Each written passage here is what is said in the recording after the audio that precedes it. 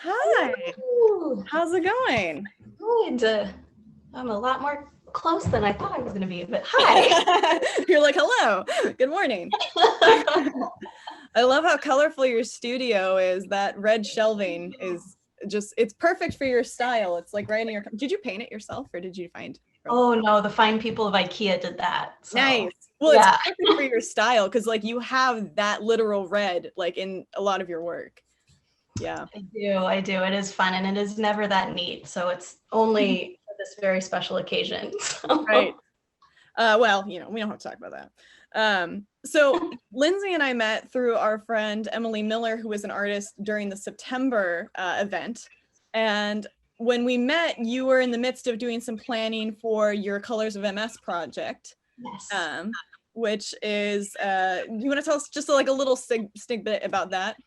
Sure. Yeah. When we met, we were planning for a live event that I was going to do at the Walk for MS here in Portland, Oregon. Mm-hmm. That was before COVID blew up all the plans for 2020. So I was delighted to meet you there. So Colors of MS is a project that I do through my studio that I've been doing since January 2019. Mm-hmm. And it's where I take people's MS, multiple sclerosis MRI, and translate them into paintings. And I do this because I also have MS. I was diagnosed in 2017. And it was something that I did with my own MRI, and I found it so powerful to actually look at something that I found joyful after such a, for me, it was, a devastating diagnosis. But I really wanted to share that with others. And so it's a project that I've done. I've since painted about 92 different brains.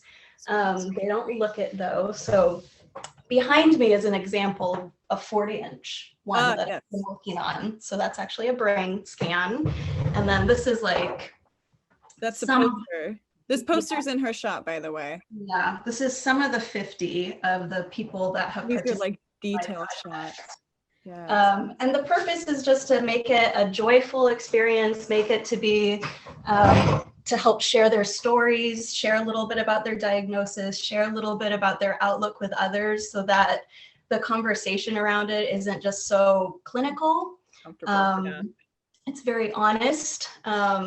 And it's kind of a strange feeling to be excited to see your MRI when you've gone through the process. Right. And that's what I think I love the most, is the art reveal day. That must be so great. Yeah, I can just imagine how moving that must be for the people receiving that work. Yeah, and it can be equally, I think it's a lot of pressure because it's a moment that I feel really, really excited about for them. Right. But, I always want to get it right. I always want to do it justice. So I feel that a lot when I paint it. Yes, absolutely. So your illness has certain symptoms that have led you to create new techniques for making art that are fascinating, and just honestly, I'm just going to say they're pretty badass. Like, honestly, like, so we wanted to show some of those. Can you tell us about a couple of the techniques that you have done, that you developed? Sure. So I think I shared with you in our kind of previous discussion that I have a few techniques that I've developed to help me continue to make the art that I'd like to make, but accommodating some of my symptoms. One of my, I'd say the most troublesome one is that I have tremors in my hands that can come and go. And so a lot of my paintings involve a paper cutting element to them. So almost all of my originals are double layer, sometimes triple layer. I can show you. Yes, show us. What I have now, and I should have put it on a screen or something. But so for example, this is a layered piece, and it was so this is a material called Yupo, and it's like a paper, but it's made out of polypropylene. So that's like a plastic. And what I do, instead of to create this kind of lacy effect, which I would really love to do in a perfect world with an X-Acto knife, but it's just too taxing on my hands. So what I can do with this polypropylene is use a wood burning pen. and basically melt the paper away. So that's what this looks like. Gets really hot. And I'm able to do all of that cutting in one sitting without completely ruining my hand for the entire day. And so that's a lot of holes. yeah. And so that's like, it's one continuous piece, and it's something that I'm really loving experimenting with lately in some of my newer series that I'm working on. And I think I shared a little video with you about. Do you mind if can I bring that up? Yeah, go ahead and put that up there. All right, I am going to do a quick screen share here. All right, so here it is. I'm hitting play.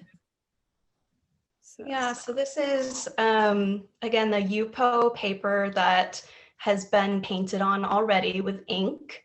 And it's melting, isn't it? Yeah, it melts away.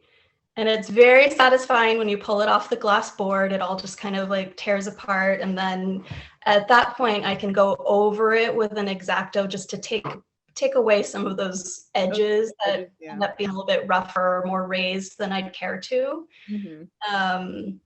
And what's fun is that the cut area you'll see creates a ridge that you can also paint. So it's yet another, it's just another dimension on the paper to paint, which is really fun. Yeah, I like that Miss C says that it was meditative, because it really is something that is so relaxing to do. And that kind of element of meditation and relaxation is something that is really important to me in my painting process, because I really do have limited energy and I don't want to be stressed out about my art. And so it's a huge reason why I gravitated to working in ink, which is a beast if you want to control things. It's not something that you can control very well. It does what it wants to do. It changes in ways that you don't expect. And I think for my personality, it's really good to work with. I can be a little bit of a perfectionist in other things. And so it's been a good practice for me just to let go and literally flow. Yes. Oh, that's awesome. Yeah. What a neat technique. Great. Well, let's see some of the other pieces that I think we wanted to talk about the embroidery that you do too, because you do awesome cutting with a weird, awesome, fiery melting tool.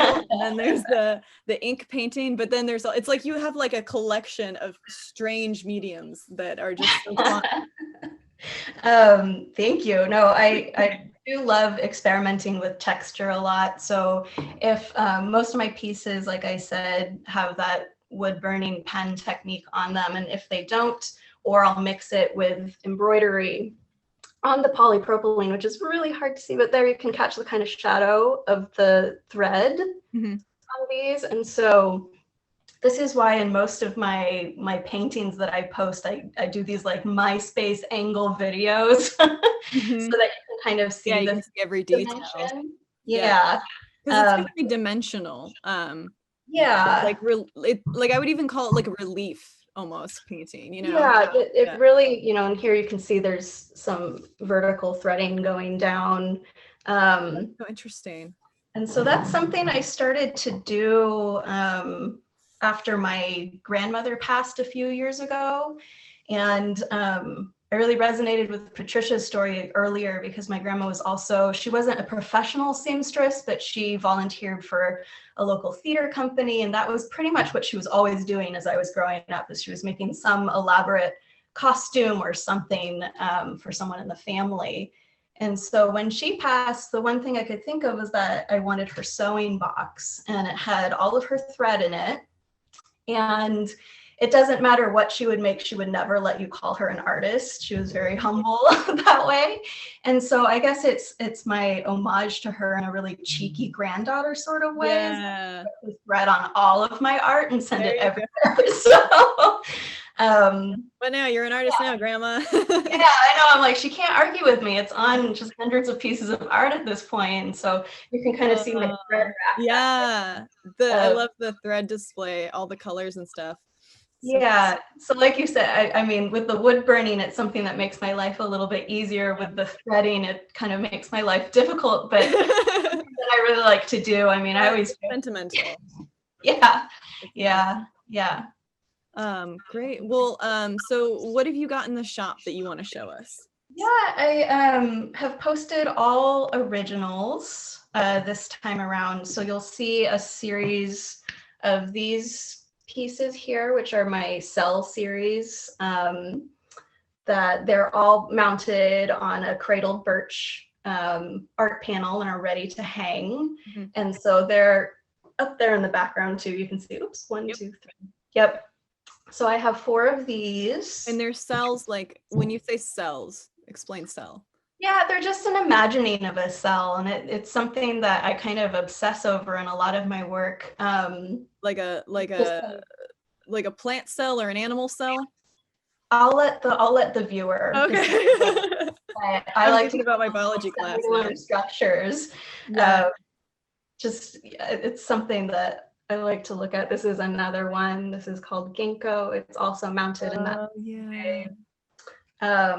In this shop. And then I think one of my favorites that I have is a triptych, which is also mounted on these 5x7 boards. But this is the same material that I showed earlier, the polypropylene UPO. And this texture has been achieved with a heat torch.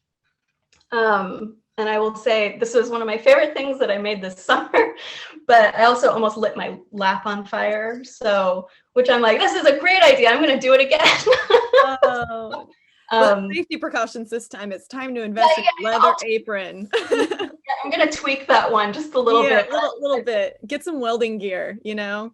I did not learn my lesson. I'm like, I'm just going to buy another one and do it again. Oh my God. So this is, some of That's really gorgeous. I love how that stands off of the piece there, and the thread is really cool. Yeah, little grandma thread in there. Little grandma thread in there, and so this was. It's hard to show the very close-up detail to it, but a lot of the heat creates almost like a fingerprint look. Oh yeah, yeah. Which I like. And of course, because it's like somewhat near, it's the season, I put together a few ornaments for this winter. Oh, those are pretty. These are some like little original inks on a porcelain ornament that I have. Love it. And those are in the shop too. Those are in the shop, yep. Awesome. Well, do you want to tell us about your holiday tradition? Oh my, let's see. This year we're choosing over decorating as our tradition for Christmas. Over decorating, nice. Yes, over decorating. We're like going into that mental wellness space of like, let's just go all out and make everything bedazzled. Usually my family goes out to Peruvian food on Christmas Eve. Nice. And I don't know why we landed on that, but now it's just become a thing for 8 years. And so we're going to have to think of something a little different this year because we won't be going out. But of course. Yeah. But the decorating sounds good. That's a good way to cope with social distancing and everything. Make the space you have to stay in gorgeous, right? Yes. We're gonna deck everything. Yes. All right. Well, thank you so much, Lindsey. I really appreciate it. I appreciate it. Hey, thanks for watching. For more videos like this, go to the link here. And to support us, you can join the Patreon by going to the link below.